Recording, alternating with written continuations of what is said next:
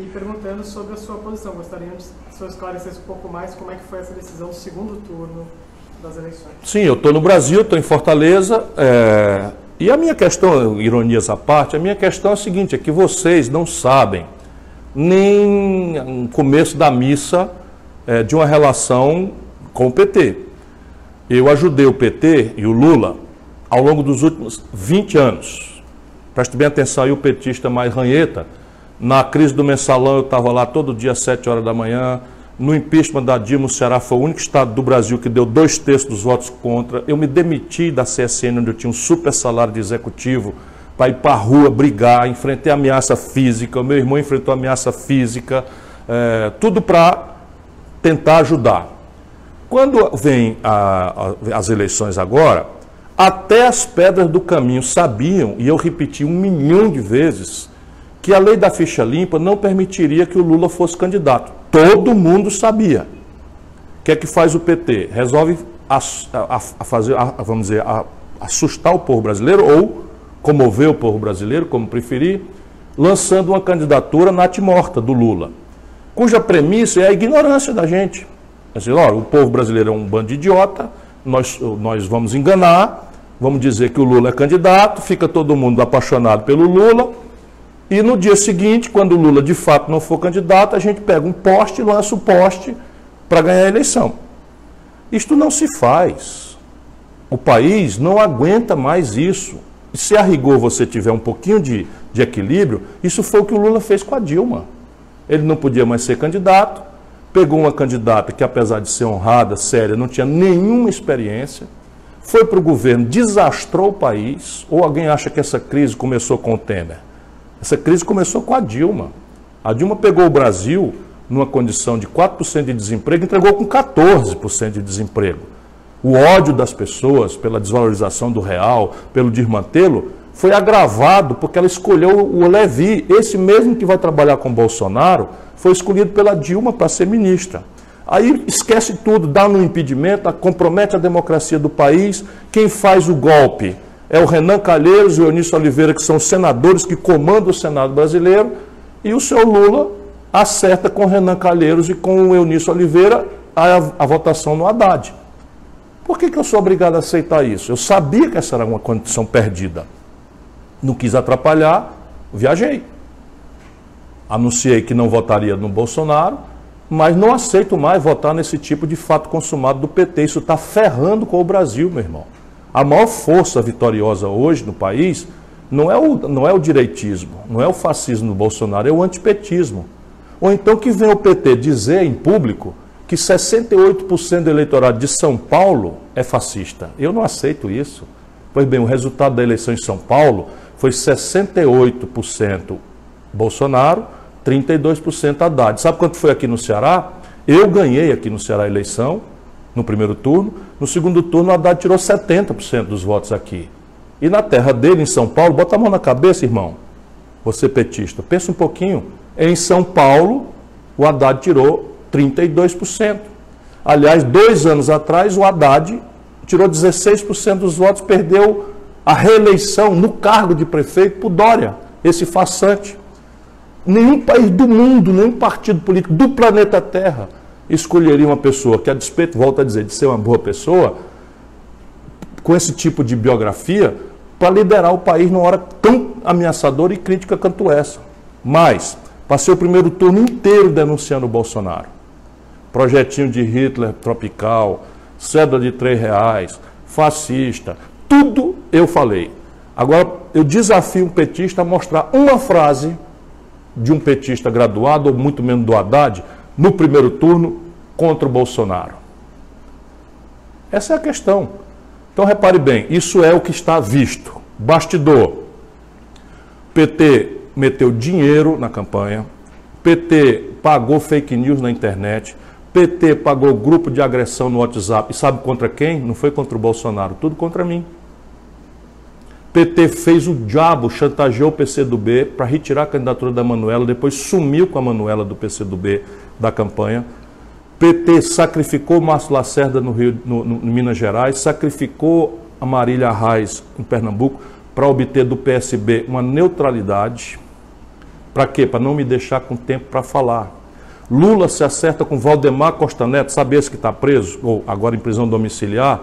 Lula acertou-se com ele para não deixar o tal fração do Centrão vir em meu apoio. Ou seja, me escolheram como adversário de forma mesquinha, miúda, inescrupulosa e antidemocrática, e depois acham que eu sou obrigado, 20 anos de luta, a repetir. De maneira que entre o fascismo e a corrupção sistemática que a cúpula do PT representa, eu optei por sair.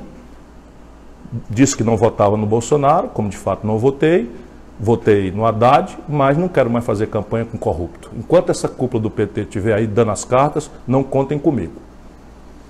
Bom, Márcio está perguntando aqui sobre a articulação do bloco PT, PDT, PSD, PCdoB e partidos aliados no Congresso. Está fazendo bons avanços? Sim, o bloco está fazendo grandes avanços. Ele tem duas tarefas. Uma tarefa mais emergencial, que é organizar o movimento nas mesas da Câmara e do Senado Federal.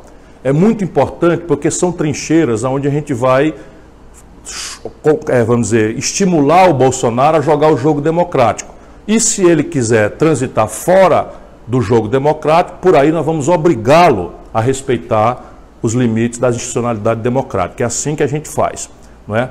Portanto, nós estamos jogando esse jogo pensando no Brasil, na questão de garantir a institucionalidade e a normalidade democrática.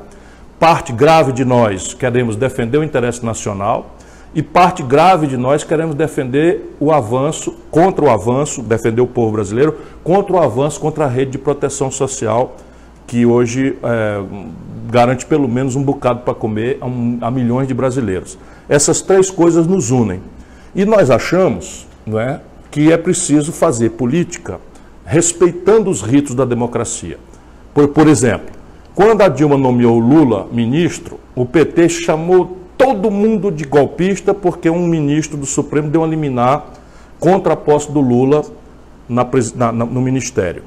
Agora, o Bolsonaro nomeia o Moro para ministro, o que faz o PT? Pede à justiça uma liminar para não deixar o Moro tomar posse. A gente não aguenta mais isso. Na prática são iguais. Nós precisamos encerrar essa crônica e garantir o rito da democracia. Qual é? A maioria vota, escolhe quem foi eleito e o eleito vai governar.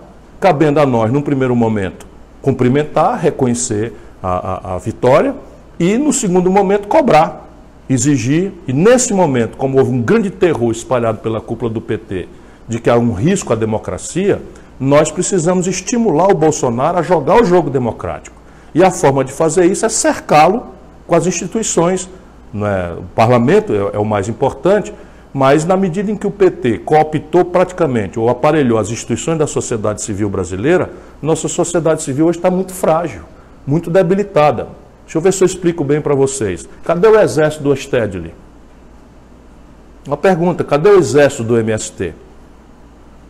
E entope o MST de dinheiro e tal, coopta, aí pega o MST, pega lá 3 companheiros, 4 companheiros de boa fé, fanatizados pela crônica, bota para fazer greve de fome. Cadê a greve de fome? Lembra? Pegaram 5 companheiros do MST, pobres, e fizeram uma greve de fome em Brasília, reclamando da liberdade do Lula. Percebe? Isso ninguém aguenta mais no Brasil. É preciso que a gente vire essa página e jogue o jogo, volto a dizer, da democracia. E a democracia no Brasil, até o presente momento, ainda está preservada. E esse é o nosso movimento. Nosso movimento é proteger a democracia. O Eric pergunta sobre isolar o PT da oposição? Nós não queremos isolar o PT. O PT vive de mimimi, faz e acontece com todo mundo e não arca com as consequências dos seus atos. Não é? Todo mundo sabia que uma candidatura do Lula, fraudulenta como era, substituída por um candidato que não era conhecido pelo Brasil, elegeria o Bolsonaro. Todo mundo sabia. As pesquisas todas indicavam, tudo estava dito, mas o PT faz a besteira, elege deputado, que era o que eles queriam fazer, e começa a achar culpado e não fazem uma reflexão, um mínimo de humildade para compreender as bobagens que fizeram, porque já não fizeram lá atrás, com a imposição da Dilma, pela exploração do auge da popularidade do Lula. E agora a grande questão é essa. Quer dizer, nós vamos fazer o que com o Brasil? Esperar que a cúpula do PT vá toda semana a Curitiba, perguntar ao Lula o que é para fazer? Isso, o Brasil não aguenta isso. E eu não falo isso com prazer não, dói no meu coração. Mas um país tem 206 milhões de bocas para alimentar. Nós não podemos ficar cultivando esse caudilismo sul-americano, tisnado de ladroeira para todo lado, e considerar o povo brasileiro culpado. Volto a dizer, alguém no PT assume que está dizendo que 70% do eleitorado do Rio de Janeiro é fascista? Pois essa proporção de gente que votou no Bolsonaro. Alguém assume no PT que mais de 65% do eleitorado de Minas Gerais é fascista, é de direita? Quando o Lula ganhou as eleições nesses 3 estados, todas as vezes? Essa é uma questão que a gente precisa pensar. Eu respeito o povo brasileiro. Quis muito que votasse em mim. Preferiu votar no Bolsonaro com ódio ao PT, acho que foi um erro, respeito profundamente e espero amanhã merecer a confiança das pessoas, porque falo com franqueza, com fraterno respeito. Muito bem. As pessoas estão perguntando quais as estratégias para o campo progressista, pensando já para as eleições de 2020 e 2022. Eu acho que nós temos que propor. O Brasil tem um problema grave, mas o Brasil é dos raros países do mundo que tem saída. O Brasil, se tiver um projeto nacional de desenvolvimento que compreenda as tarefas e faça com que essa compreensão seja coletiva, não dependendo de um caudilho, de um iluminado, de um ser supremo que vai dizer faça assim, faça assado. Nós precisamos fazer com que a sociedade civil aproprie a lógica, não é, de como tirar o Brasil dessa crise. E isso é o que eu vou me dedicar e vou estimular esse bloco a fazer. Então, nós vamos propor, ainda estou fazendo a revisão aí de um livro. Esse livro é muito prático, é um livro que desenha um pouco as raízes, as estratégias desse projeto nacional. E aí a nossa relação com o governo vai ser assim. Aquilo que o governo propuser em direção àquilo que a gente acha que é coerente com o que as necessidades do país pedem, nós vamos dizer sim, vamos dialogar, vamos aperfeiçoar, vamos melhorar. Aquilo que, entretanto, o governo disser que colida com isso, nós vamos dizer isso não, e nós propomos alternativamente isto, para que o debate seja assim, ao invés de ser a negação, seja a afirmação de um conceito. E vamos juntar uma turma, que é o que eu já juntei, mas vamos fazer isso de forma sistemática. Conversei com o Mauro Benevides Filho, com o professor Nelson Marconi, enfim, com uma série de pessoas que estão me ajudando. Nós vamos acompanhar o governo a partir dos seus 100 primeiros dias, nós vamos dar essa lua de mel aí, nós vamos acompanhar detalhe por detalhe, para, volto a dizer, vigiar a normalidade das instituições democráticas, proteger o interesse nacional gravemente ameaçado, eles vão entregar tudo se a gente deixar, e proteger a agenda dos mais pobres, porque também eles não têm nenhum apreço aparente pela situação da miséria que já atinge mais de 50 milhões de brasileiros. Então isso é uma tarefa muito, muito difícil, mas nós vamos executá-la com muito amor e entusiasmo. As eleições de 2020 são importantes? Sim, as eleições de 2020 elas têm uma importância, elas não são uma vez de transmissão como a gente às vezes a imprensa imagina, quase não há relação, mas se o Brasil quer se renovar, e até 2020 já vai ficar muito clara a frustração da esmagadora maioria do povo com isso, haverá uma procura e nós precisamos oferecer ao povo caminhos alternativos para que o povo, ao se frustrar eventualmente com essa agenda, não é, do Bolsonaro e essa maluquice que eles estão propondo, não vá fazer o quê? Botar o dedo no nariz e voltar para o velho PT. Nós não podemos fazer isso porque o Brasil, volta a dizer, não aguenta mais isso. É preciso criar caminhos novos.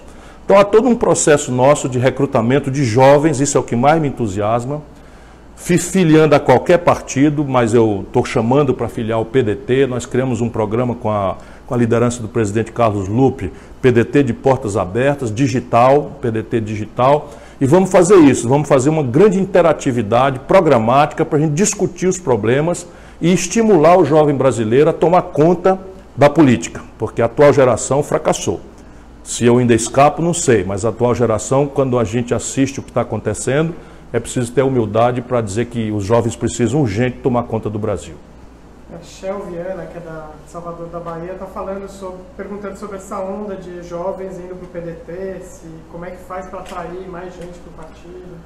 É importante que as pessoas leiam, não é? O PDT tem duas coisas, pelo menos, muito importantes. Primeiro, doutrina. A única força realmente, genuinamente nacional, que moldou um desenho de economia política com a cara verde e amarela é o trabalhismo brasileiro.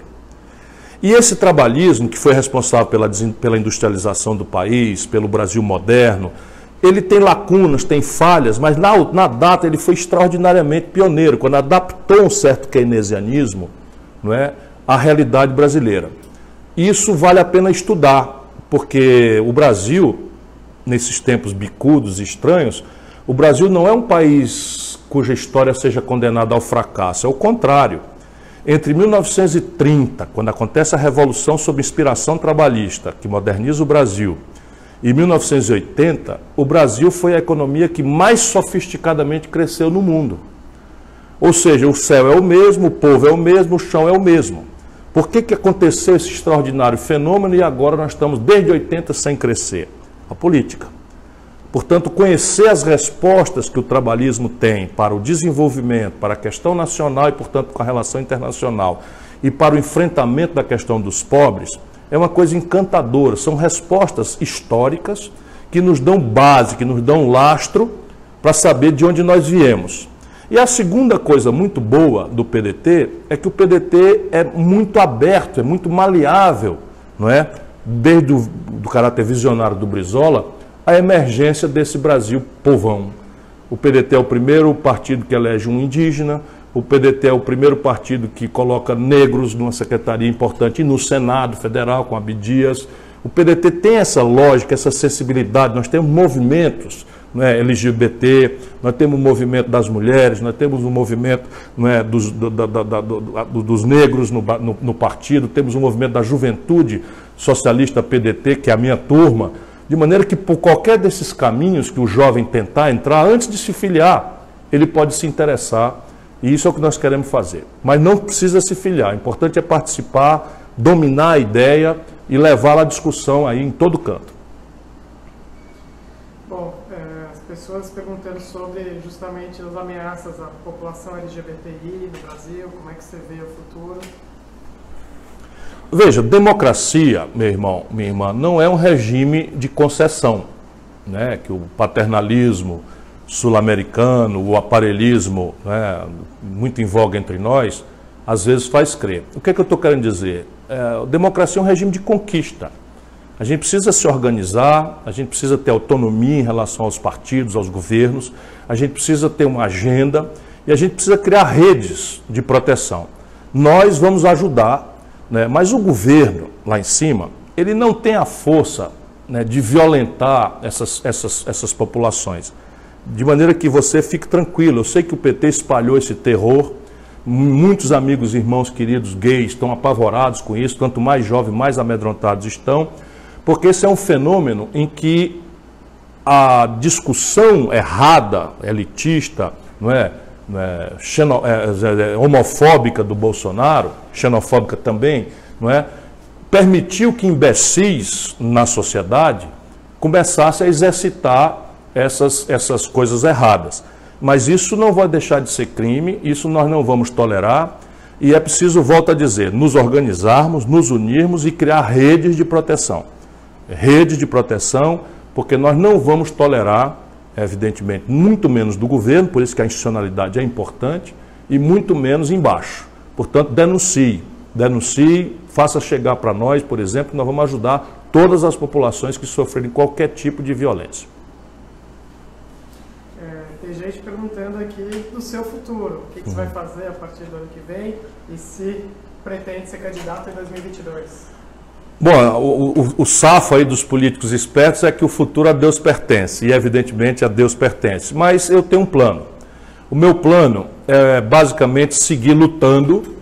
Acho que o Brasil vive um péssimo momento, mas como eu tenho um coração inveteradamente otimista, eu acho que esse péssimo momento é um momento muito fecundo para a gente semear a novidade, semear o novo projeto, porque as coisas vão ficando mais claras. Né? Na medida em que você faz a oscilação de uma esquerda corrompida para uma direita fascista, incapaz de entregar aquilo que simploriamente prometeu, acabar com a violência, acabar com a corrupção, isso tudo é mentira. E vocês vão ver isso daí. Então a população pode ter a vontade agora de achar uma coisa equilibrada, que não seja personalista, que seja mais baseada em ideias, em projetos, e que a gente possa oferecer concretamente saídas para o país, que não são fáceis de falar, mas que são perfeitamente praticáveis para oferecer um futuro próximo ao Brasil, diferente desse de desemprego, de sofrimento, de humilhação e de medo do futuro. E eu vou estar inteiramente devotado a essa tarefa. O partido está me dando condição, eu aceitei que o partido me lance candidato em 2022, mas eu tenho que ser humilde para dizer que daqui a 2022, né, sabe-se lá o que é que vai acontecer no país. Por agora, estou terminando de rever um livro, vou lançar um livro, para termos aí uma base teórica para a gente discutir, vou lançar esse livro pelo país inteiro, sigo atendendo convites das universidades, palestras, institucionalidades, e o que mais me apaixona, falar com a juventude brasileira para preparar aí uma corrente de opinião cada vez mais consciente, lúcida, porque isso é que vai mudar o Brasil. Já deu 50 minutos. Deu? Bom, por agora, hoje, estou encerrando o ano aqui público, ficarei aí dando notícias. Muito obrigado mais uma vez a todos. Nada de perder a esperança, desesperar jamais. E se temos um péssimo momento na vida real brasileira, temos um momento muito fecundo para produzir, trabalhar, plantar e quem sabe amanhã você, jovem brasileiro, possa ter a condição de viver naquilo que eu sei que o Brasil pode ser, porque a minha geração ganhou todas. E eu quero que você volte a ganhar também. Forte abraço para todos, um beijo no coração.